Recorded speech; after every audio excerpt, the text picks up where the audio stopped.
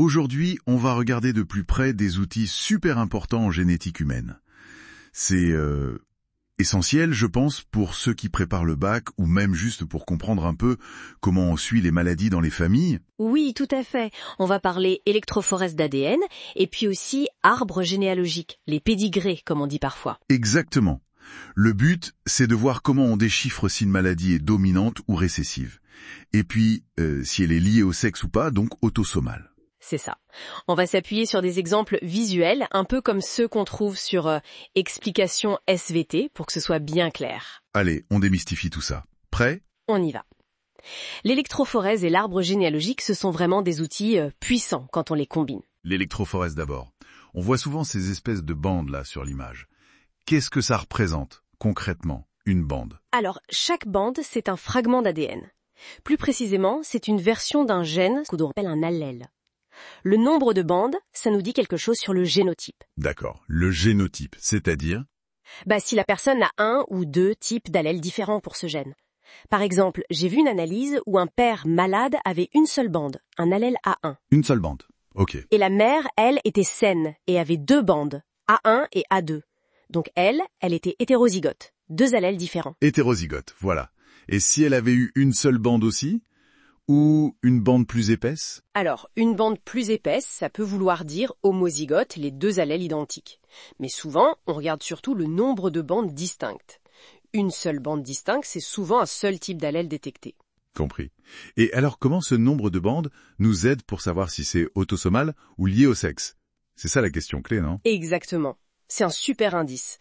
Si le gène est autosomal, hommes et femmes ont deux copies du gène, donc potentiellement deux bandes, deux allèles différents visibles. Oui, logique. Mais si on voit des individus, surtout des hommes, avec une seule bande, comme le père avec A1 seulement, ou son fils qui avait que l'allèle A2 dans un autre exemple, fait de n'en voir qu'un seul, détecté, une seule bande, ça pointe souvent vers quoi, à votre avis ? Le chromosome X ? Chez l'homme qui n'en a qu'un. Exactement. Ça oriente fortement vers une liaison au chromosome X. Ça ne dit pas encore si c'est dominant ou récessif, attention, mais ça réduit déjà les possibilités. L'électrophorèse seule, dans cet exemple, pointait vers X, mais il fallait plus pour savoir si c'était dominant ou récessif. Très clair. Ça donne une bonne piste de départ. Alors, passons aux arbres généalogiques, le fameux pédigré. Comment on sait si l'allèle qui cause la maladie est dominant ou récessif ? Y a-t-il un signe infaillible ? Oui, il y a un critère assez fiable. Il faut chercher si des individus atteints, donc malades, naissent de parents qui sont tous les deux sains. Ah Des parents sains qui ont un enfant malade. Voilà. Si on trouve ça, comme l'individu 2.3 atteint de phénylcétonurie alors que ses parents 1.1 et 1.2 étaient sains, dans un des cas étudiés, Oui. alors là, on peut être quasi certain que l'allèle de la maladie est récessif. Les parents, bien que sains, portent l'allèle malade de façon cachée. Ils sont hétérozygotes. D'accord, ça c'est vraiment la règle d'or pour le récessif. Super clair. Et une fois qu'on sait, mettons que c'est récessif, comment l'arbre nous aide pour la localisation ? Autosomale ou liée au sexe. On procède par élimination. C'est ça. On teste les hypothèses. Prenons récessif lié à X. Pour qu'une fille soit atteinte, elle doit recevoir l'allèle muté de sa mère et de son père. Donc le père doit lui transmettre son X muté. Exact. Et comme il n'a qu'un X, s'il le transmet muté, c'est qu'il est forcément atteint lui-même. Ah oui, bien sûr. Donc si on trouve dans l'arbre une fille atteinte, mais que son père est sain, on peut rejeter l'hypothèse récessif liée à X. C'était le cas dans l'exemple de la phénylcétonurie, avec la fille 2.3 atteinte et son père 1.2 sain, ou une autre fille 4.1 atteinte avec son père 3.3 sain. Imparable. Et pour les autres hypothèses liées au sexe ? Lié à Y ? Un lié à Y, c'est simple. Il n'y aurait que des hommes atteints, et un père atteint transmettrait toujours à tous ses fils. Donc si on voit une femme atteinte, ou un fils sain d'un père atteint, hop, on élimine. D'accord. Et si c'est dominant lié à X ? Alors là, c'est le père atteint qui est la clé. Comme il n'a qu'un X et qu'il est atteint, son X porte l'allèle dominant. Il le transmettrait donc à toutes ses filles. Toutes ses filles seraient atteintes. C'est ça. Donc si on trouve une seule fille saine, issue d'un père atteint, on rejette l'hypothèse dominant liée à X.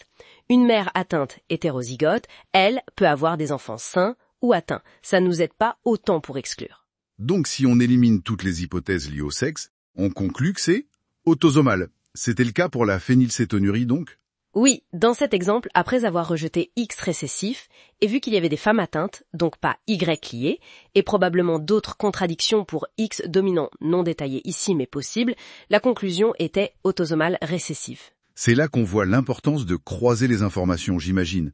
Parce que parfois, une seule méthode ne suffit pas. Absolument, c'est souvent indispensable. J'ai vu un cas où l'électrophorèse était compatible avec X récessif ou X dominant.